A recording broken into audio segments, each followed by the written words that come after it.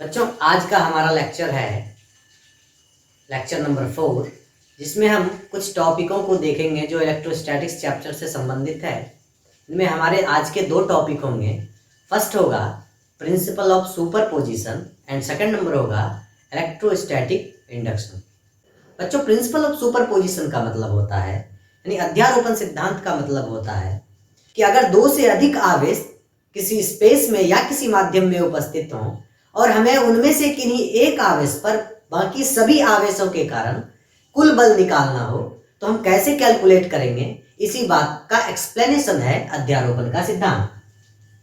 जैसे बच्चों हम देखते हैं कि हमने एक से अधिक आवेश किसी माध्यम में या स्पेस में ले लिया, या Q1 आवेश है बच्चों, या Q2 है, या Q3 है, या Q4 है। ऐसे कई सारे आवेश हो सकते हैं। हम उसको n नंबर ऑफ आवेश, n नंबर ऑफ चार्ज मान सकते हैं। अभी फिलहाल हम 4 ले रहे हैं।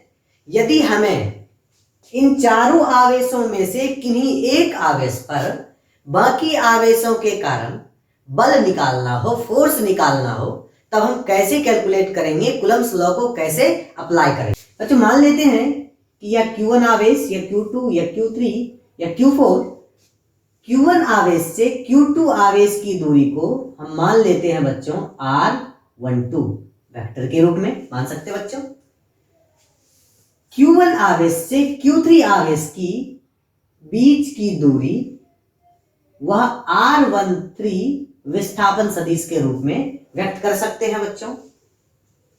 Q1 आवेश से Q4 आवेश की बीच की दूरी को विस्थापन सदिश के रूप में हम R14 वेक्टर हम एज्यूम कर सकते हैं बच्चों। जैसा कि हमने पढ़ा है कि समान आवेशों के मध्य प्रतिकर्षण और विपरीत आवेशों के मध्य आकर्षण बल लगता है, और हमारा अगर हम Q1 Q2 के बीच बल की वैल्यूज को कैलकुलेट करें तो हम देखते हैं दोनों आवेश हमारा कैसा है, दोनों आवेश कैसा है, तो धन आवेश है। इट मीन्स कि Q1 आवेश पर Q2 के द्वारा जो बल लगेगा उसकी प्रकृति कैसी होगी, विकर्षण की प्रकृति होगी, यानी प्रतिकर्षण की प्रकृति होगी, या फिर हम कह सकते हैं रिपल्सन की नेचर होगी उसकी। और वह किधर लगेगा, तो हमने बताया है कि दोनों आवेशों को जोड़ने वाली रेखा के अनुदिश लगता है, उस लाइन में लगता है।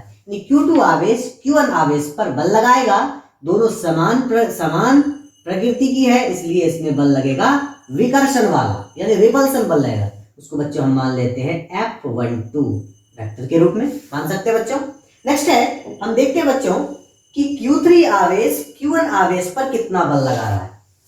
तो Q3 आवेश Q1 आवेश पर रिपल्सन बल लगाएगा बच्चों, जो उन दोनों आवेशों को जोड़ने वाली रेखा के अनुदिश होगा, और उसका मान लिख लेते हैं बच्चों हम F13 वेक्टर। नेक्स्ट हम देखते हैं बच्चों कि Q4 आवेश है हमारे पास, वह Q1 पर कितना बल लगा रहा है, तो वह बल लगाएगा बच्चों F14। सिमिलरली जैसा कि हमने F12 और F13 को लिखा।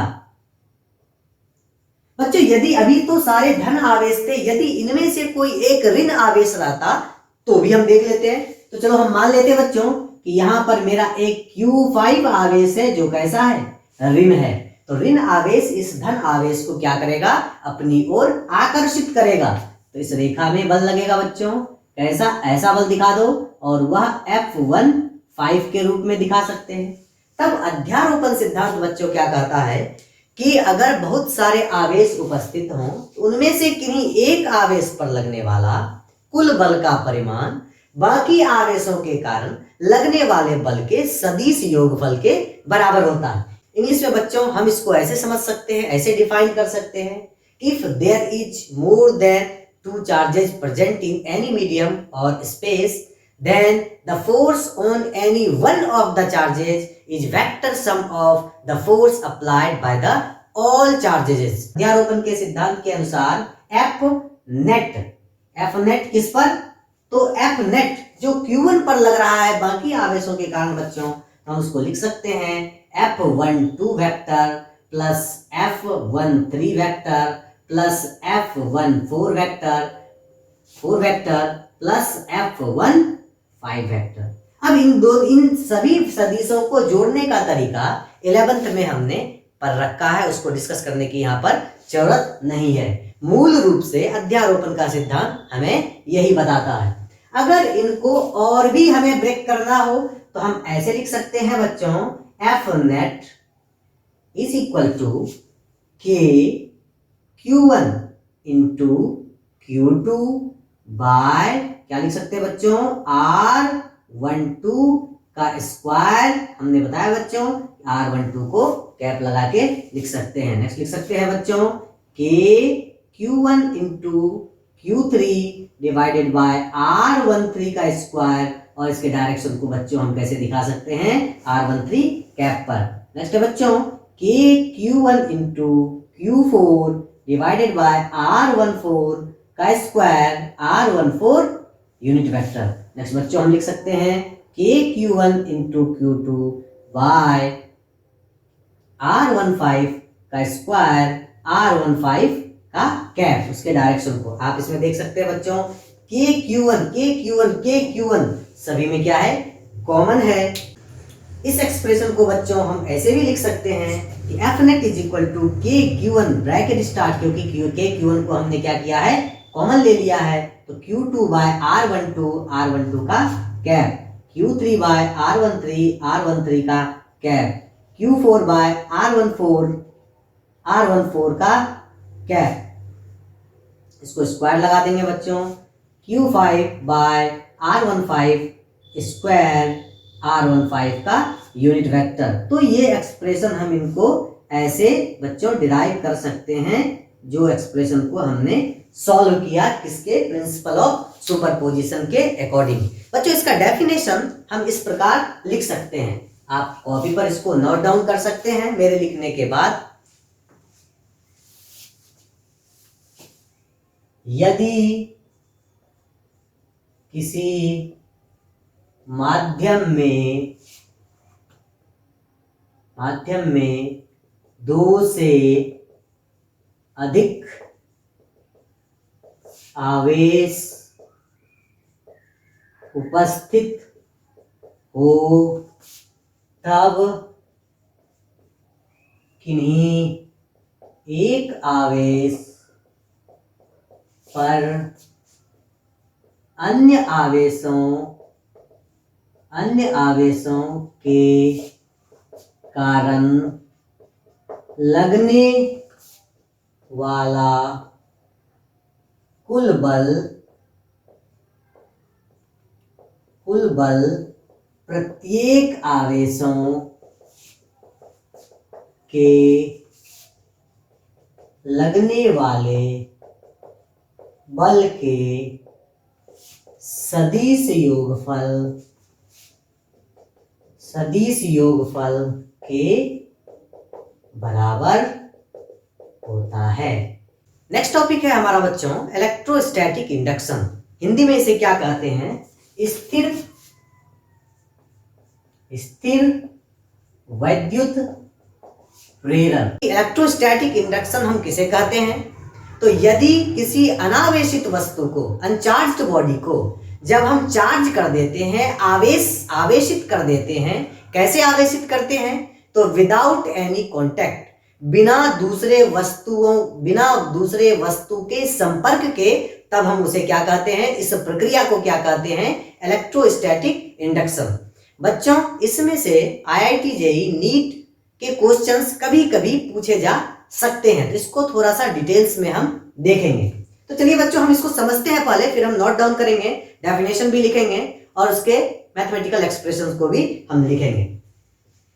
बच्चों इलेक्ट्रोस्टैटिक इंडक्शन को आप ऐसे देखें कि यदि हमारे पास कोई चार्ज्ड बॉडी है जिस पर आवेश Q है, और उसको हमने किसी अनचार्ज्ड बॉडी के पास लाया, उसको हमने क्या किया, किसी अनचार्ज्ड बॉडी के पास लाया, तब इस चार्ज्ड बॉडी के कारण केवल पास लाने से, बिना कांटेक्ट के, बिना संपर्क के, हम इस वस्तु को आवेशित कर सकते हैं या आवेशित हो जाता है। प्रोटॉन के रूप में धन आवेश और इलेक्ट्रॉन के रूप में ऋण आवेश जो उपस्थित होते हैं, इस आवेशित वस्तु के प्रभाव से क्या होता है कि आप जानते हैं कि समान चार्ज एक दूसरे को क्या करते हैं, प्रतिकर्षित करते हैं, तो यह धन आवेश है, तो इसके धन आवेश को यानी प्रोटॉन को क्या करेगा, एक बिंदु पर एकत्रित करना स्टार्ट करेगा और इसमें जो इलेक्ट्रॉन्स होंगे, जो ऋणावेशित होंगे, उसको यह आकर्षित करेगा और उसको क्या कर देगा,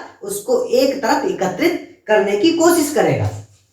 और सारे निगेटिव चार्ज किधर हो जाएंगे, वस्तु की एक तरफ, और सारे पॉजिटिव चार्ज किधर हो जाएंगे, वस्तु की एक तरफ। तो हम क्या देख रहे हैं कि इस वस्तु पर इस वस्तु के इस भाग में आवेश आ गया। आवेश क्या हो गया, उत्पन्न हो गया। किसके कारण, इस चार्ज्ड बॉडी के कारण, आवेशित बॉडी के कारण। इस पूर्ण प्रक्रिया को ही हम क्या कहते हैं, इलेक्ट्रोस्टैटिक इंडक्शन कहते हैं। ठीक है, तो बच्चों हम इसका परिभाषा लिखते हैं, उसके बाद हम नोट पॉइंट में मैथमेटिकल एक्सप्रेशन और जो नॉलेज बूस्टर्स के रूप में होंगे कुछ इंपॉर्टेंट पॉइंट्स, उनको हम नोट डाउन करेंगे। तो चलिए हम बच्चों इसका डेफिनेशन लिखते हैं कि वह प्रक्रिया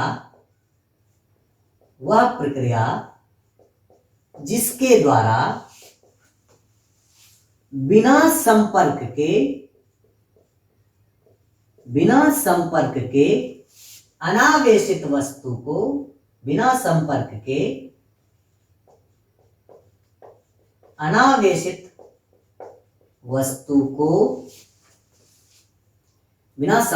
के अनावेशित वस्तु को आवेशित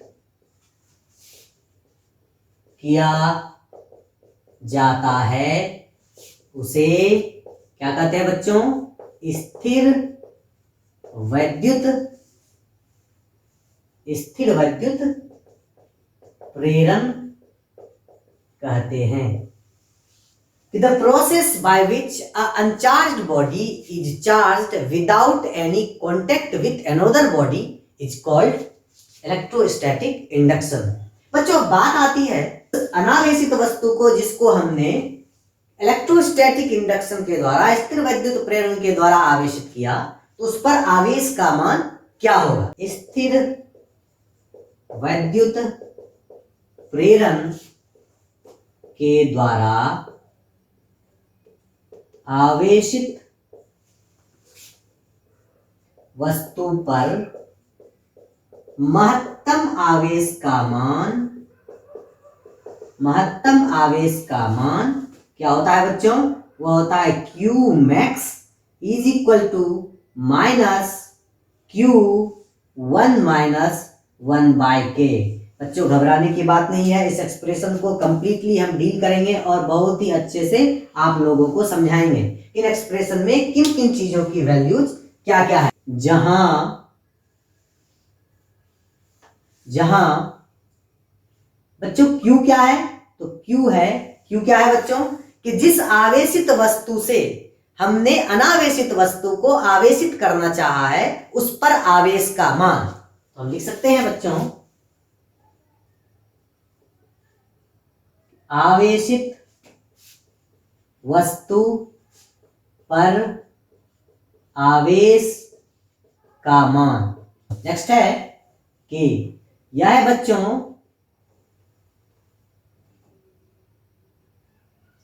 वस्तु या पदार्थ का परावैद्युतांक। बच्चों माइनस साइन क्या बताता है, तो बच्चों सोचो आप, माइनस साइन बताता है कि हमने अगर धन आवेश से चार्ज कर रहे थे, हम अगर धन आवेश से किसी अनावेशित वस्तु को, अनचार्ज बॉडी को चार्ज कर रहे थे इलेक्ट्रोस्टैटिक इंडक्शन द्वारा, तो उस पर कैसा आवेश आना चाहिए, तो उसके सामने ऋण आवेश आना चाहिए। अगर हमने ऋण से आवेशित करना था, तो जो अनचार्ज बॉडी था उस पर जो चार्ज आएगा वह कैसा आएगा, वह धन आवेश आएगा बच्चों। इट मीन्स प्रेरित आवेश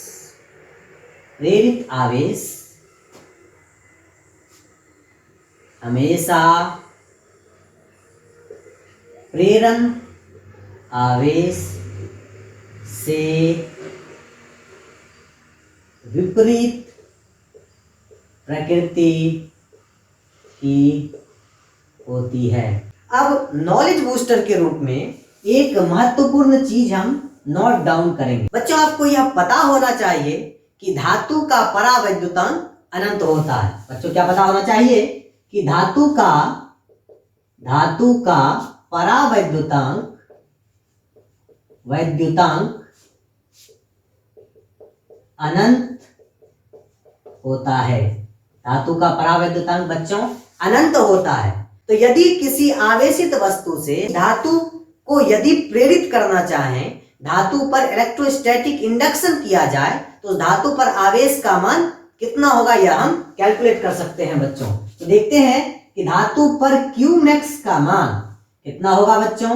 तो वह होगा -Q1 -1 बाय इंफिनिटी, क्योंकि हमें पता है कि धातु का परावैद्युतांक कितना होता है बच्चों, अनंत होता है। 1 बाय इंफिनिटी पता है बच्चों आपको कितना होता है, 0 होता है। तो हम लिख सकते हैं Q max is equal to -Q। तो इससे क्या पता चलता है बच्चों, इससे हमें यह पता चलता है कि यदि हम किसी धातु को स्थिर वैद्युत प्रेरण द्वारा आवेश प्रेरित करवाते हैं, तो उस पर आवेश का मान कितना होगा।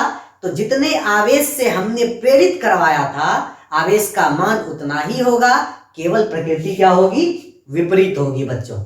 धन्यवाद बच्चों, आज के लिए बस इतना ही। हमने 2 टॉपिक को कवर किया, धीरे धीरे हम सारी टॉपिक को कवर करेंगे। आपको सारे लेक्चर्स फ्री में अवेलेबल कराएंगे। आप घर में रहें, अच्छे से पढ़ें और कोरोना से बचें। धन्यवाद बच्चों।